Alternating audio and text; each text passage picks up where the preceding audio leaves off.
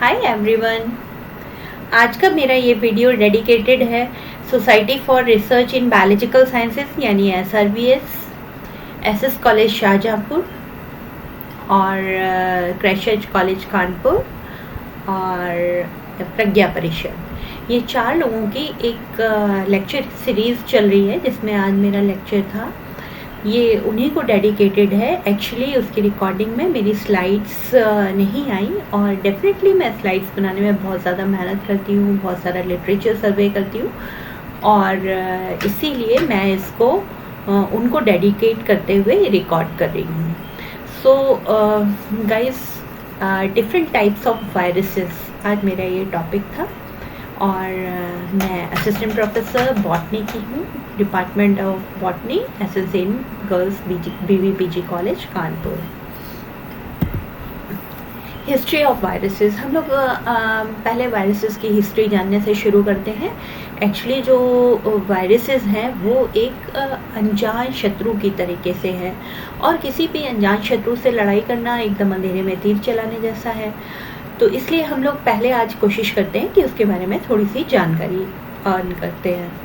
तो आज सबसे पहला जो स्टेटमेंट मैं लेना चाहती हूँ वो है स्टीफन एस मोर्स, एक साइंटिस्ट हैं, एपिडेमियोलॉजिस्ट हैं अमेरिकन, और इनकी जो बुक है इमर्जिंग वायरसेस, ये इन्होंने निकाली थी 1996 में और इन्होंने इसमें स्टेट किया कि 3,20,000 वायरसेस हैं जो मैमल्स को अटैक करते हैं। मैमल्स में सभी आ जाते हैं, बहुत सारे स्तनधारी वर्ग जिसको हम लोग बोलते हैं, तो उसमें बहुत सारे आ जाते हैं। इसी के ऊपर इनकी स्टडीज़ थी और ये चीज़ भी है कि ह्यूमंस भी मैमल्स के अंदर ही आते हैं। तो ये 3,20,000 इन्होंने आंकड़ा दिया कि इतने वायरसेस मौजूद हैं जो कि मैमल्स को अटैक करते हैं। It was just a puzzle for humans until 1793 और 1793 में आउटब्रेक हुआ येलो फीवर पैंडेमिक का US में।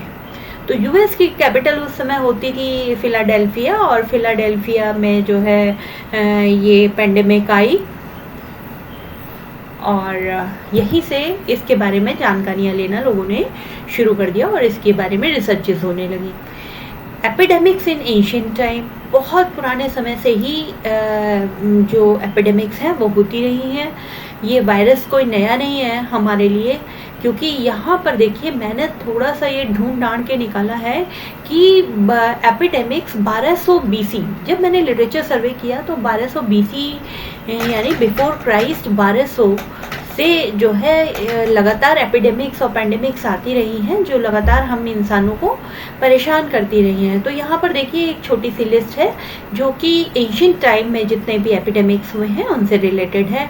तो influenza of Central Asia in 1200 BC, plague of Athens 430 BC, Antonine plague 165 से 180 AD, साइप्रियन प्लेग 250 से 271 AD, स्मॉल पॉक्स 735 से लेकर 737 AD, hanta virus of Europe and England to 1485, typhus fever in Spain 1489। यानी कि ये सारे एंशिएंट टाइम से ही हम सबको परेशान करते रहे। यहाँ पर एक और लिस्ट मैंने आप लोग के लिए बनाई है जिसमें कि हम टॉप 10 पेंडेमिक्स और एपिडेमिक्स देखेंगे।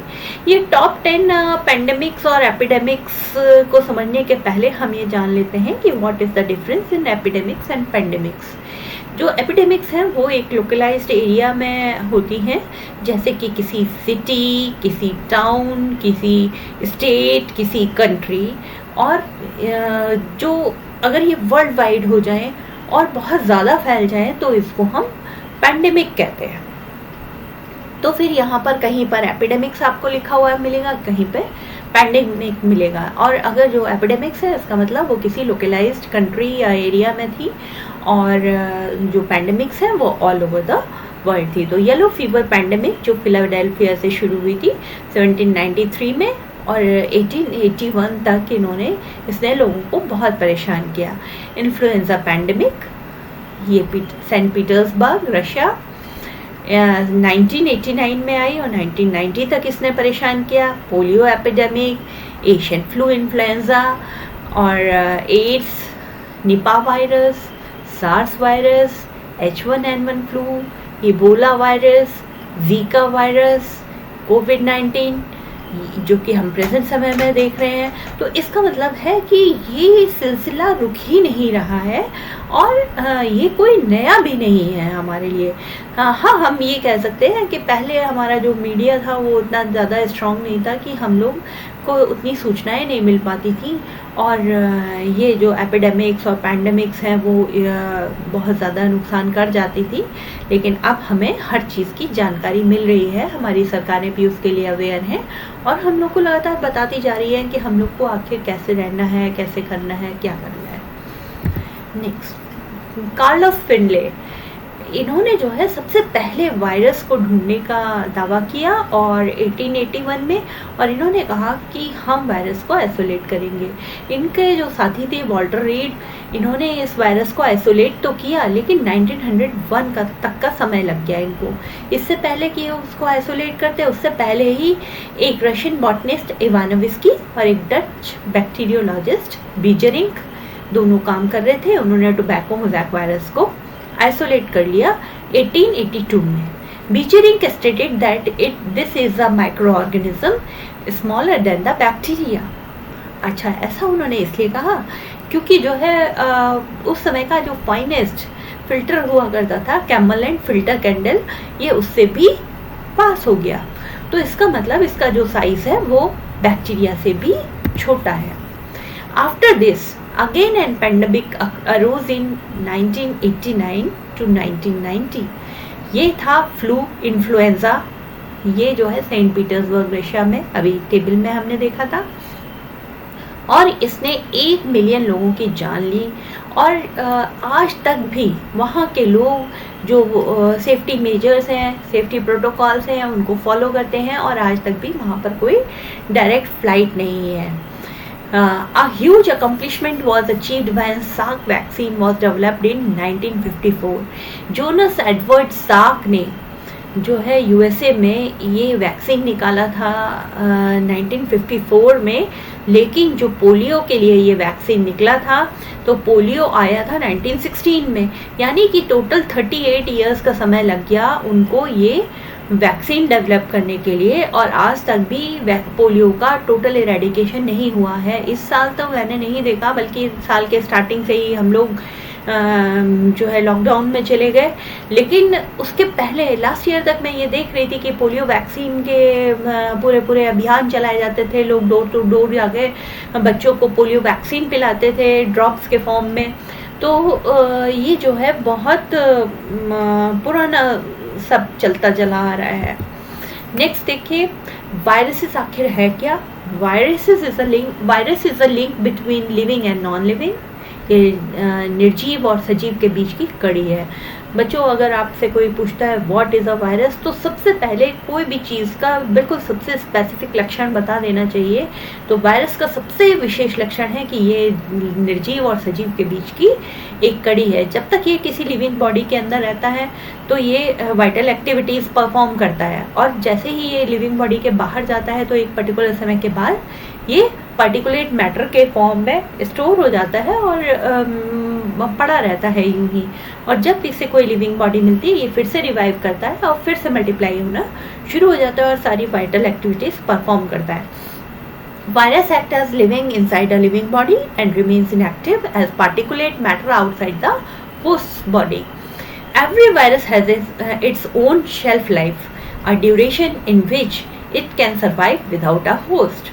अच्छा, हर वायरस की एक शेल्फ लाइफ होती है और इतने समय तक वो किसी होस्ट बॉडी के बाहर सरवाइव कर सकता है।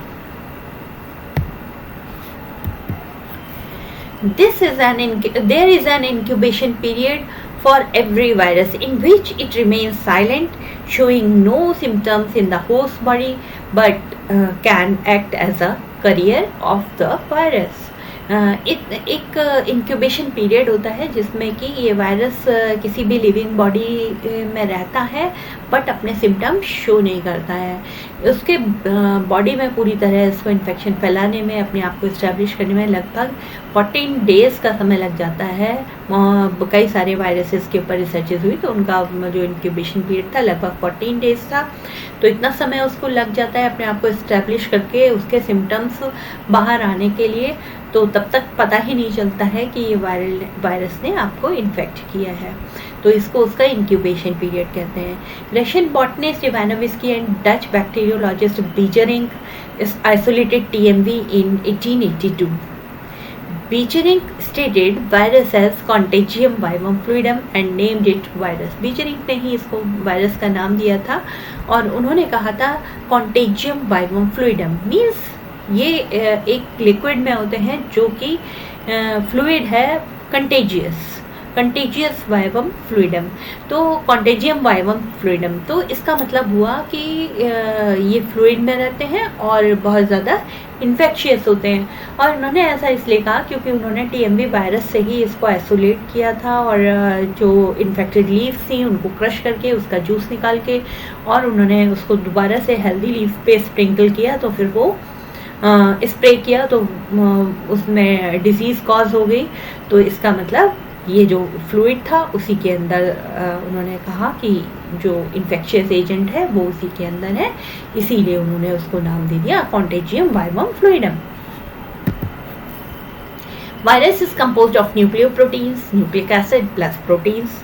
ये कॉन्सेप्ट दिया था स्टेनले ने 1935 में। Out of which 60 to 90% is protein and rest amount is nucleic acid. उनके अनुसार 60 से 90% तक का इसमें प्रोटीन होता है और rest amount is nucleic acid. और ये न्यूक्लिक एसिड कोई भी हो सकता है, DNA हो सकता है या RNA हो सकता है। Stanley firstly crystallised tobacco mosaic virus and awarded with Nobel prize in 1946। Stanley ने सबसे पहले TMV को क्रिस्टलाइन किया और क्रिस्टल फॉर्म में स्टोर किया and awarded with Nobel prize in 1946। यहाँ पे मैं आप लोग को बताना चाहूँगी कि बहुत सारे वायरसेस को हम क्रिस्टलाइन फॉर्म में स्टोर करके रख सकते हैं और इसका ड्यूरेशन मैंने कहीं पे पढ़ा है और कि जो है इसको 50 सालों तक हम स्टोर करके रख सकते हैं किसी वायरस को, और उसके बाद जैसे ही ये क्रिस्टलाइन फॉर्म को वापस से कोई लिविंग बॉडी मिलेगी और वो तुरंत से इन्फेक्शन कर सकता है। Structure and classification of viruses. अच्छा, इसका स्ट्रक्चर कैसा होता है? There are 2 main parts in structure of viral body, nucleic acid either DNA or RNA and a protein coat which is called capsid. In some viruses, the capsid is composed of small subunits called capsomeres. David Baltimore in 1971 propounded a system of classification of viruses depending upon presence of nucleic acids. These nucleic acids may be double-stranded DNA जो कि एक normal DNA है, single stranded RNA जो कि एक normal RNA है, फिर single stranded DNA और डबल स्ट्रैंडेड RNA।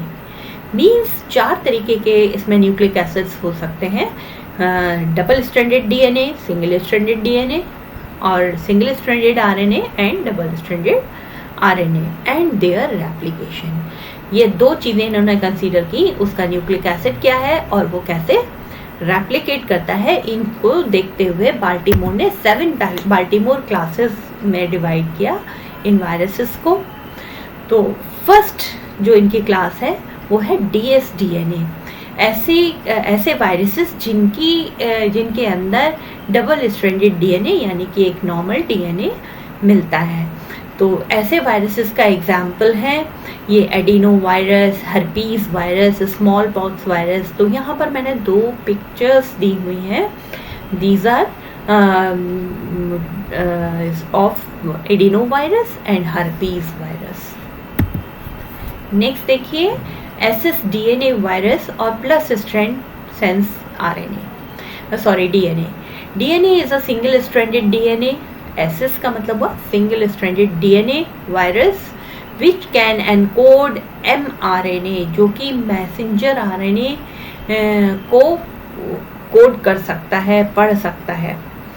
तो प्लस का मतलब है कि वो उस कोडिंग को पढ़ सकता है। तो इसके एग्जाम्पल हैं पैरवो वायरस लाइक AAV2, यहाँ ह्यूमर बोका virus and B19।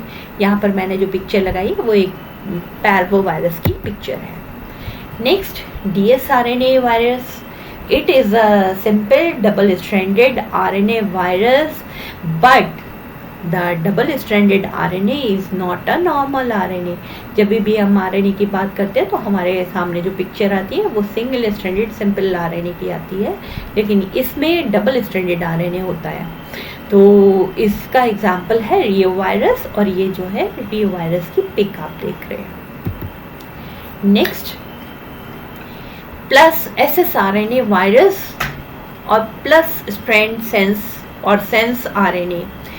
It is a single-stranded RNA virus, but they have sense of messenger RNA. For example, coronaviruses, picornaviruses।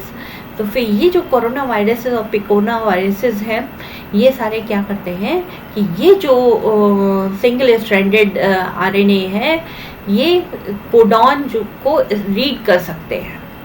जो मैसेंजर RNA का कोडॉन है उसको रीड कर सकते हैं, और यही एक वजह है जिसकी वजह से कोरोना वायरस लगातार म्यूटेट कर रहा है अपने आप को सरवाइव करने के लिए। नेक्स्ट माइनस SSRNA वायरस और माइनस स्ट्रैंड और एंटीसेंस RNA।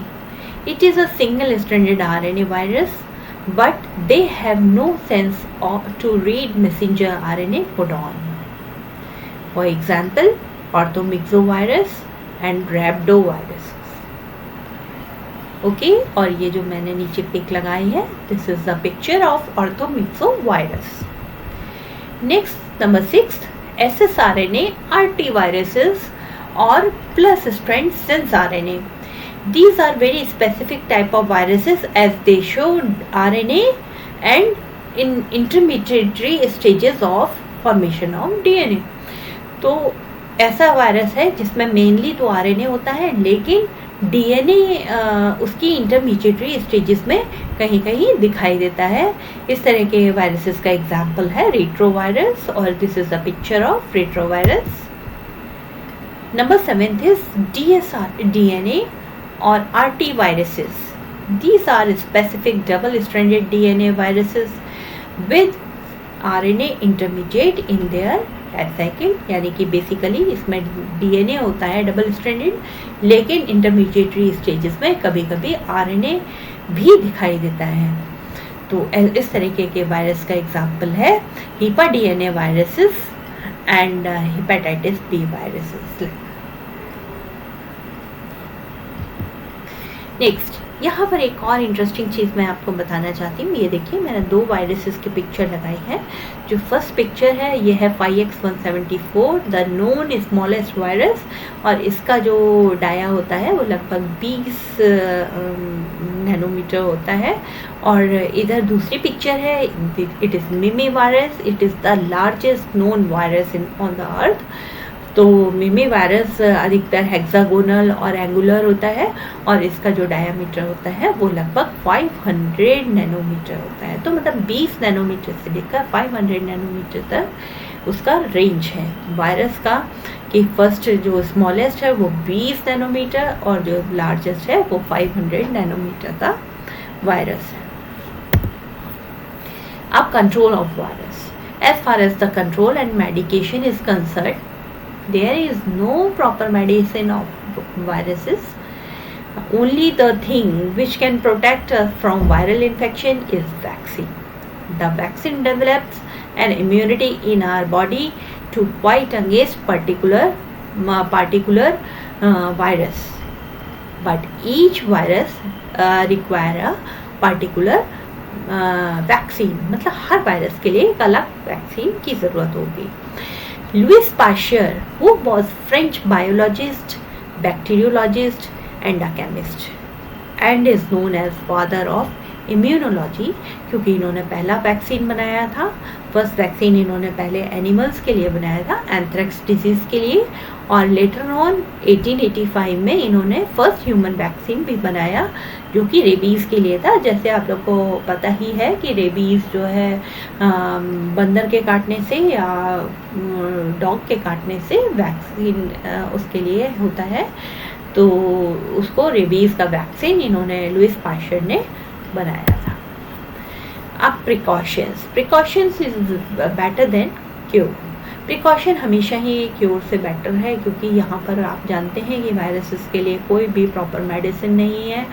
जो भी मेडिसिन्स दी जाती हैं वो या तो पेन रिलीव करती हैं या उससे होने वाली जो समस्याएं हैं उनको रोकती हैं, उनसे निजात दिला सकती हैं। जैसे किसी को क्लॉटिंग हो रही है या सांस लेने में दिक्कत हो रही है, श्रिंकिंग ऑफ लंग्स हो रही है, रेस्पिरेटरी ट्रैक्ट में सांस लेने में दिक्कत हो रही है, बॉडी में ऑक्सीजन की कमी हो रही है, तो फिर ये सारे जितने सिम्टम्स हैं ये उसको हेल्प करते हैं, उसको सपोर्ट करते हैं। बट जो वायरस के लिए कोई भी प्रॉपर मेडिसिन नहीं है। Every virus has an incubation period in which it remains hidden in after incubation symptoms occurs.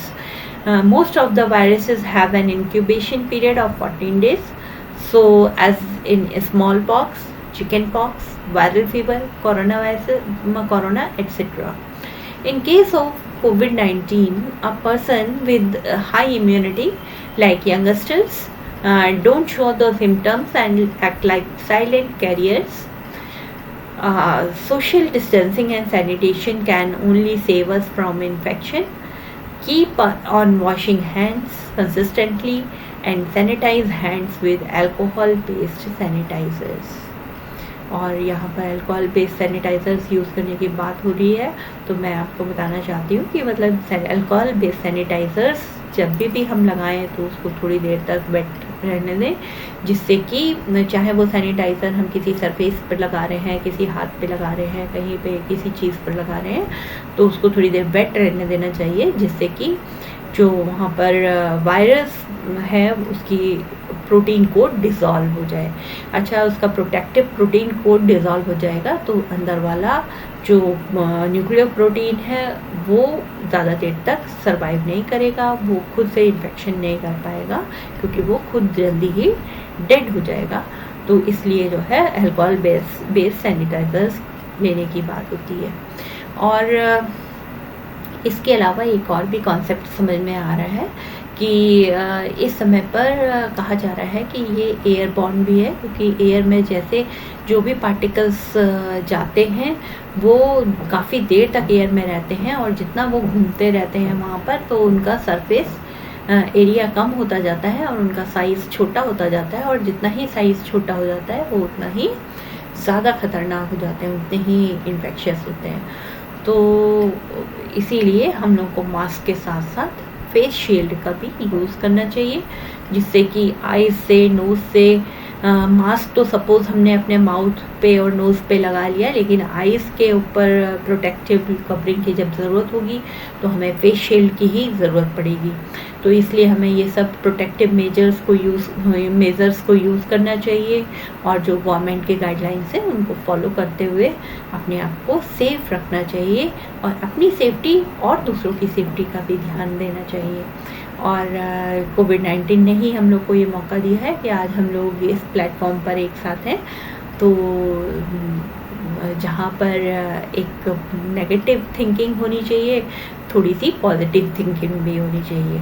तो हम लोगों को अपने अंदर से ये पॉजिटिविटी लानी है कि हमारे को कोविड-19 ने बहुत सारे ऐसे मौके दिए हैं। हम लोग वर्किंग हैं, हम लोग घर में बहुत ज़्यादा समय नहीं रह पाते हैं, अपने फैमिली को वक्त नहीं दे पाते हैं, अपनी पढ़ाई को वक्त नहीं दे पाते हैं। इस समय हम देख रहे हैं कि हम लोग सब अपनी अपनी तैयारी में लगे हैं, अपनी पढ़ाई के, अपने आप को अपडेट करने में लगे हुए हैं। तो थैंक्स फॉर कोविड-19 कि उसने हमको ये सब मौके दिए। हम लोग आपसे फाइट करने के लिए बहुत ज़्यादा तैयार हैं, और हम लोग ज़रूर से ये लड़ाई जीतेंगे। वी विल विन विद कोविड-19। और thank you. Thank you all for patience listening. और यहाँ पर मैं इसके अलावा स्पेशल थैंक्स देना चाहती हूँ कि देखिए, मैंने जितने भी पिक्चर्स हैं वो सारे मेरी अपनी रिसर्चेज नहीं हैं।